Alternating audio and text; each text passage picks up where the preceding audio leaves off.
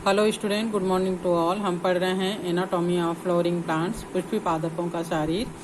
इस क्रम में हमने जड़, तना और पत्ती की आंतरिक संरचनाओं के बारे में दोनों को कंपेयर करते हुए सिमिलरिटीज एंड डिफरेंसेस सहित इसका स्ट्रक्चर का हमने अध्ययन किया। आज हम पढ़ेंगे सेकेंडरी ग्रोथ यानी द्वितीयक वृद्धि क्या होती है। जो एक बीजपत्री पौधे होते हैं उनका जो उम्र होता है वो तो किसी का 2 महीना, किसी का 4 महीना, 6 महीना, ज़्यादा से ज़्यादा 1 वर्ष तक होता है और फिर ये जो है वो मुरझा जाते हैं, मर जाते हैं। लेकिन जो मैक्सिमम द्विबीजपत्री पौधे हैं जो बहुवर्षीय होते हैं, 1 वर्ष से ज़्यादा जिनका जीवन होता है, उनके तने और जड़ के जो मोटाई है उसमें वृद्धि होती है ना। मूल और तना लंबाई में शीर्षस्थ विभाज्यों तक की सहायता से ये आगे बढ़ते हैं, तब इसको प्राथमिक वृद्धि कहते हैं। लेकिन इस प्राथमिक वृद्धि के अतिरिक्त इनके तना और जड़ की मोटाई में वृद्धि होना ही द्वितीयक वृद्धि कहलाती है। ये एक बीजपत्री मूल तथा तने में नहीं होता।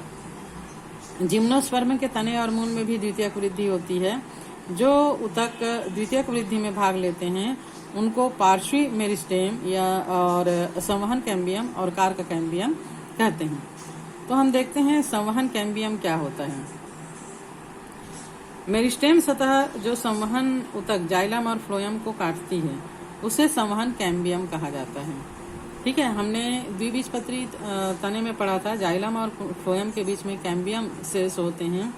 यही कैम्बियम सेल्स जो है वो जाइलम और फ्लोएम को अलग करती है और सेकेंडरी ग्रोथ के समय एक्टिव हो जाती है और इसमें विभाजन की क्षमता आ जाती है। और ये जो है वो अपने ऊपर और नीचे जाइलम और फ्लोएम की कोशिकाओं को बनाती है, जिसके कारण तने के मोटाई में वृद्धि होती है। प्रारंभ में जब प्राथमिक प्रकार का ये होता है तब जाइलम और फ्लोएम के बीच में ये केवल एकल सतह के रूप में होता है। लेकिन जब इसमें विभाजन की क्षमता आ जाती है तो इसमें कई सतह बन जाते हैं। ऊपर का सतह फ्लोएम और नीचे का सतह जो है वो जाइलम बनाता है। तो जैसे कि यहाँ पर हम डायग्राम में देख पा रहे हैं, द्विबीजपत्री तने का वास्कुलर बंडल ऊपर फ्लोएम है और नीचे जाइलम है और बीच में कैम्बियम सेल है। जब इसमें विभाजन की क्षमता आती है तो ये जो है ये कैम्बियम की कोशिकाएं ऊपर और नीचे कोशिकाएं बनाने लगती है। साथ ही साथ यहाँ पर जो बीच में मेडुलरी रेस दिख रहा है जाइलम और फ्लोएम के बीच में, तो जो कैम्बियम से लगे हुए मेडुलरी रेस की जो कोशिकाएं हैं, भरण ऊतक है या ग्राउंड टिश्यू है, उसकी कोशिकाएं भी एक्टिव हो जाती है और इस कैम्बियम सेल से जुड़ जाती है। क्योंकि अगर केवल यहीं पर कोशिका का विभाजन होगा तो तने का मोटाई जो है वो असमान हो जाएगा। तो यहाँ की जो कोशिकाएं हैं उसमें भी विभाजन होना चाहिए ताकि तना समान रूप से मोटाई में बढ़ सके। तो यहाँ पर एक विभाजन की क्षमता आने के कारण ये कैम्बियम क्या हो जाता है, यहाँ से कैम्बियम की कोशिकाएं जुड़ जाती है और एक कैम्बियम रिंग का फॉर्मेशन कर देती है। यहाँ पर हम देख रहे हैं कि यहाँ पर एक कैम्बियम रिंग का फॉर्मेशन हो गया है, जो कि ग्राउंड टिश्यू के ऊतक के साथ मिलकर इन्होंने किया। ठीक है, तो इस प्रकार कैम्बियम छल्ला जो है वो बन जाता है। द्विबीजपत्री तने में प्राथमिक जाइलम और प्राथमिक फ्लोएम के बीच में स्थित कैम्बियम अंतःपुली कैम्बियम होता है। जाइलम और फ्लोएम के बीच में जो फ्लोएम है कैम्बियम है उसको क्या कहते हैं, अंतःपुली कैम्बियम कहते हैं। और जो मेडुलरी रेस से कैम्बियम बनता है और कैम्बियम रिंग का निर्माण करता है उसे कहते हैं अंतरापोली कैम्बियम। इस प्रकार कैम्बियम का एक अखंड छल्ला यहाँ पर हम देख पा रहे हैं बन जाता है। ठीक है, अब कैम्बियम छल्ले की क्रिया क्या होती है।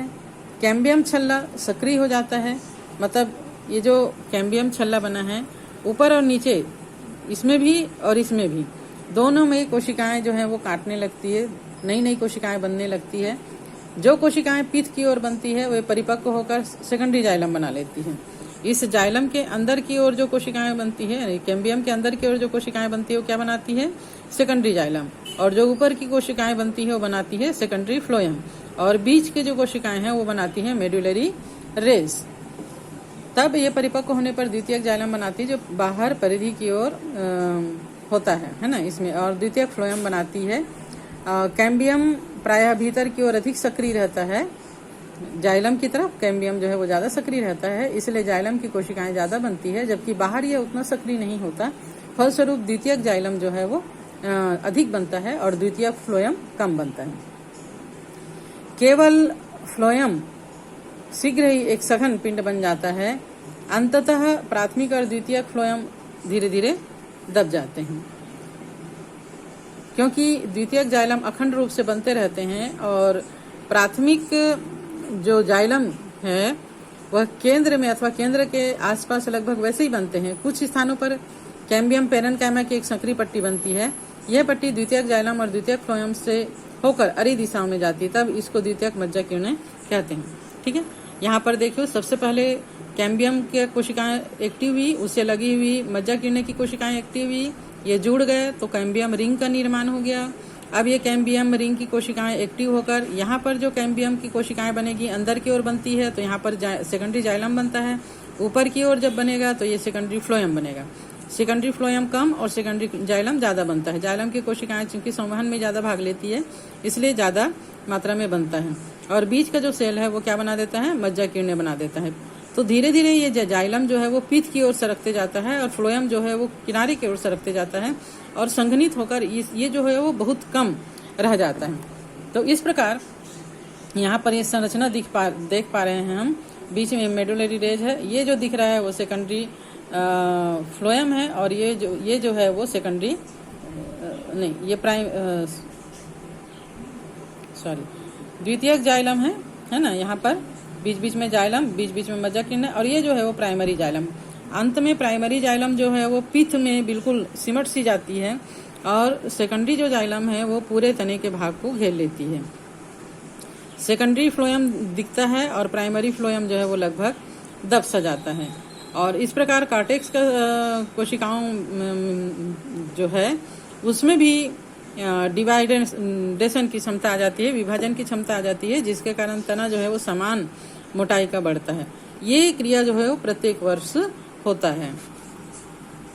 बसंत दारू और शरद दारू। कैम्बियम की क्रियाशीलता शरीर क्रियात्मक और पर्यावरणीय कारकों से नियंत्रित होता है ना। बसंत के ऋतु में सबसे ज्यादा ग्रोथ होता है और शरद ऋतु में ज्यादा ठंड होने के कारण, टेम्परेचर कम होने के कारण ज्यादा ग्रोथ इनमें नहीं हो पाता, क्योंकि इनकी शारीरिक क्रियाएं जो है वो काफी मंद पड़ जाती है। तो उष्णकटिबंधीय क्षेत्रों में जलवायु समान नहीं होती है। बसंत के मौसम में कैम्बियम बहुत सक्रिय होता है और अधिक संख्या में वाहिकाएं बनाती है, जिसकी गुहिका चौड़ी होती है। तो बसंत के मौसम में बनने वाले काष्ठ को बसंत दारू कहते हैं अथवा अग्रदारू भी कहते हैं। और सर्दियों में कैम्बियम टेम्परेचर कम होने के कारण कम सक्रिय हो जाता है और सक्रिय वाहिकाएं बनाते हैं, तब इस काष्ठ को शरद दारू अथवा पश्च दारू कहते हैं। इस प्रकार बसंत में कोशिकाएं अधिक बनती है, चौड़ी बनती है, गुहिका चौड़ी होती है, इसलिए इसका रंग हल्का होता है और इसका घनत्व भी कम होता है। शरद दारू में गुहिकाएं सक्रिय होती है, इसलिए इसका रंग जो है वो गहरा होता है, घनत्व भी अधिक होता है। तो इस प्रकार दो प्रकार के काष्ठ एकांतर सकेंद्र वलय के रूप में हमको दिखाई देता है, एक गाढ़ा और एक पतला, है ना। तो एक साल में दो वलय बनते हैं, तो इसे वार्षिक वलय कहा जाता है। इन वार्षिक वलय को गिनकर वृक्ष की आयु का भी अनुमान लगाया जा सकता है। अंतःकाष्ठ और रसदारू, सरदारू लिखा है यहाँ पे, सरदारू नहीं है, रसदारू है ना। ये क्या होता है? लंबी आयु वाले वृक्ष में जो कई साल जिनकी उम्र होती है, इसमें सेकेंडरी जाइलम का अधिकांश भाग, विशेषकर तने के केंद्रीय भाग या उसका सबसे भीतरी भाग जो है वो संघनित होते जाता है और ये गहरा काला भूरा रंग का हो जाता है। तब इसको अंतःकाष्ठ या कठोर दारू कहते हैं। ये काफी हार्ड हो जाता है, काफी कड़ा हो जाता है और लगभग डेड हो जाता है। इसमें जो है वो जितने भी संचित पदार्थ हैं, जैसे कि टेनिन, रेजिन, तेल, गोंद, खुशबूदार पदार्थ, ये सभी इसमें जमा हो जाते हैं। ये पदार्थ अंतःकाष्ठ को कठोर और चिर स्थायी बना देते हैं। लकड़ी को सूक्ष्म जीवियों और कीड़ों से भी ये बचाने का काम करते हैं। इस क्षेत्र में मृत तत्व होते हैं, क्योंकि ये यहाँ पर संघनित हो गया है और इसमें स्टोरेज हो गया है, इसलिए धीरे धीरे इनकी कोशिकाएं मृत हो जाती है और इसका जो भित्ति होता है उसमें लिग्निन का जमाव ज्यादा हो जाता है। इसे हृदय दारू या सेंटर में होने के कारण इसको हृदय दारू कहते हैं। अंतःकाष्ठ पानी का संवहन नहीं कर पाता। ये केवल तने को यांत्रिक सहारा देने का ही काम कर पाता है। सेकेंडरी जाइलम की जो परिधि की क्षेत्र की ओर होता है उसको रस दारू कहा जाता है। ये हल्के रंग का होता है और इसमें सजीव पैरेन्काइमेटा सेल होता है और ये मूल से अवशोषित पानी और खनिज लवण का पत्तियों तक संवहन करने का काम करता है, इसलिए इसको रसदारू कहते हैं और ये हल्के रंग का होता है। तो आज के लिए बस इतना ही। हम नेक्स्ट लेक्चर में कार्क कैम्बियम के बारे में पढ़ेंगे।